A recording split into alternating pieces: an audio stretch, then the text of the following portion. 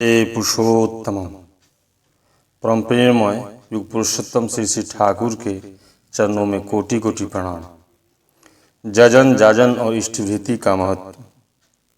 जजन जाजन और इष्टभृति यह युग पुरुषोत्तम श्री श्री ठाकुर द्वारा विश्व जन मानस में उपस्थित उनके शिष्यों को दिया गया एक जीवन जीने का और बचने बढ़ने का अचूक साधन है। यह एक ऐसा साधन है जिससे करोड़ों शिष्य लाभ उठा रहे हैं।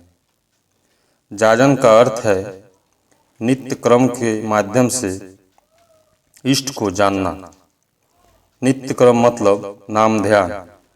लाभ, इससे मन शांत और स्थिर होता है। नाम मनुष्य को तेज बनाता है जिससे उसकी बोध जागृत होती है। नाम ही मनुष्य को चुंबक की भांति पकड़ के सभी लोगों का दर्शन कराता है। यही नाम भव पार लगाता है। यही नाम आदि और अंत है। ध्यान मनुष्य को अग्रक्षम बनाता है जिससे उसकी याददाश्त मेमोरी बढ़ती है। इससे कार्य को सही ढंग से करने की शक्ति प्राप्त होती है। मनुष्य लयबद्ध होकर सभी कार्य बिना किसी कष्ट के अनुभव किए करते रहता है और उसे सुख की अनुभूति होती है। जाजन, जाजन का अर्थ है इष्ट के बारे में दूसरों को जनाना अर्थात बतलाना। लाभ, इससे निष्ठा और प्रेम दोनों वृद्धि पाते हैं। भक्ति में वृद्धि होती है। इष्ट का असीम प्रेम बढ़ता है। इष्टभृति का अर्थ है कुछ अर्घ लेकर अपने इष्ट को इस प्रकार निवेदित करना जिससे इष्ट से अपनी सत्ता अटूट हो जाए। इष्ट मतलब मंगल और भृति मतलब भरण अर्थात अपने मंगल के लिए इष्ट का भरण पोषण करना। लाभ, श्री श्री ठाकुर ने अपने श्रीमुख से स्वयं कहा है, जजन जाजन और इष्टभृति करने से काटे महाभीति। अर्थात ये तीनों साधन करने से बड़े से बड़ा भी आपका आफत विपत्ति काल का महाप्रकोप भी कट जाता है। इससे कोई संशय नहीं होनी चाहिए, क्योंकि यह कलयुग में प्रभु का दिया हुआ बचने और बढ़ने का अचूक साधन है। इसके सिवा वर्तमान युग में बचना और बढ़ना मुश्किल है। कहा जाता है कि जैसे द्रौपदी के एक छोटे से कपड़े के टुकड़े के बदले श्री कृष्ण ने कितनी लंबी साड़ी देकर लाज बचाई थी, उसकी रक्षा की थी। कभी श्री कृष्ण की उंगली कट गई थी जो द्रौपदी ने अपने साड़ी का टुकड़ा फाड़कर श्री कृष्ण को निवेदित किया था। वही टेक्नोलॉजी प्रौद्योगिकी श्री श्री ठाकुर ने हमें इष्टभृति के रूप में दी है। इष्टभृति निवेदन से प्रभु दयाल स्वयं हमारी रक्षा करते हैं और अकाल मृत्यु से बचाते हैं। इससे श्री श्री ठाकुर की दीक्षा बची रहती है और हम रोज रिचार्ज होते रहते हैं 24 घंटे के लिए। जैसे मोबाइल में 10 रुपये का रिचार्ज करने से मोबाइल रिचार्ज होकर चालू रहता है, इष्टभृति से श्री श्री ठाकुर का एक और उद्देश्य है कि निवेदन करने वाले को कर्मनिष्ठ बनाता है और वृद्धि के पथ पर अग्रसर कर आर्थिक रूप से समृद्ध करता है। यह कैसे? तो जवाब है कि इष्टभृति करने वाले की चिंता बनी रहती है कि उसे अपने प्रिय परम के लिए अर्थ का जुगाड़ करना है और वह इसके लिए कर्मशील हो उठता है जिससे वह समृद्धि पाता है। यह टेक्नोलॉजी श्री श्री ठाकुर की वैज्ञानिक मानसिकता को दर्शाता है। श्री श्री ठाकुर वैज्ञानिक मानसिकता के आधार पर ही किसी सवाल का जवाब देते थे।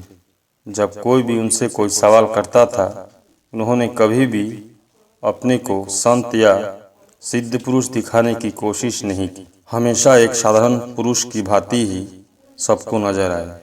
यही उनकी महानता है जो एक पुरुषोत्तम होने का लक्षण है। प्रेम और अपनापन ही उनकी विशेष शैली में घुली होती थी जो सबको आकर्षित करती थी। इतना प्रेम तो हम आम लोग कर ही नहीं सकते।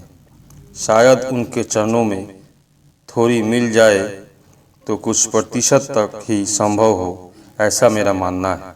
इसी प्रेम का कायल हो जाता है जीवात्मा। तो क्यों न अपने प्रिय परम के हाथों में आजीवन अपना हाथ थमा दे। इसी प्रेम से प्रेम की धारा निकल आए, जिसकी चाहत में हर जीव भटकता है, यहाँ से वहाँ, कभी इस दर से कभी उस दर तक, कभी मंदिर में कभी मस्जिद में, तो कभी मजनू बन गलियों की खाक चांदता फिरता है। फिर भी वे प्रेम उसके नसीब में नहीं होता। हर जगह उसे निराशा ही हाथ लगती है। एक गुरुबाई ने गीत के माध्यम से जाजन किया है, ये तो प्रेम की बात है भैया, छल कपट से न ठाकुर मिलेंगे। वो तो प्रेम के है भूखे, भोग लगाने से ये भूख न मिटेंगे। जजन जजन और इष्टभीति मूल है, बाकी सब तेरा करना फिजूल है। गर प्रेम से तू व्रत ये निभा ले, हर फूल तेरे चमन में खिलेंगे। ये तो प्रेम की बात है भैया, छल कपट से न ठाकुर मिलेंगे। इस भजन से जजन जाजन और इष्टभीति के महत्व का पता चलता है। एक बार की बात है कि एक व्यक्ति ने श्री श्री ठाकुर से पूछा कि जो लोग जजन जाजन और इष्टभीति नहीं करते, वे तो हमसे भी अधिक वृद्धि पा रहे हैं, इसका क्या कारण है। इस पर दीन दुखियों के दुख हरण श्री श्री ठाकुर ने कहा कि आपने बलि के बकरे के तो देखा ही होगा।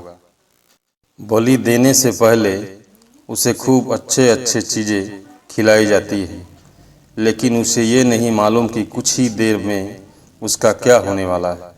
उस व्यक्ति को समझते देर न लगी कि दयाल क्या कहना चाहते हैं। मुझे इस जजन जाजन इष्टभृति के पीछे भी परम दयाल की कोई न कोई प्रयोजन ही लगता है।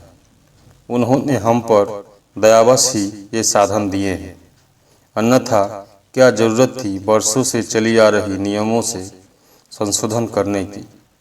आखिर क्यों हमें जजन जाजन इष्टभृति करने को कहा, वो भी अटूट इष्ट निष्ठा होकर। यह प्रभु का प्रयोजन भविष्य के गर्भ में है, जिसे थोड़ी प्रेम के साथ बुद्धि लगाई जाए तो समझी जा सकती है।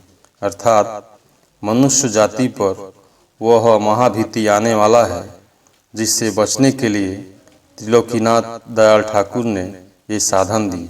और मुझे पक्का विश्वास है कि वो दिन दूर नहीं जब भारतवर्ष के हर घर में जजन जाजन और इष्टभृति की जाएगी। वंदे पुरुषोत्तमम।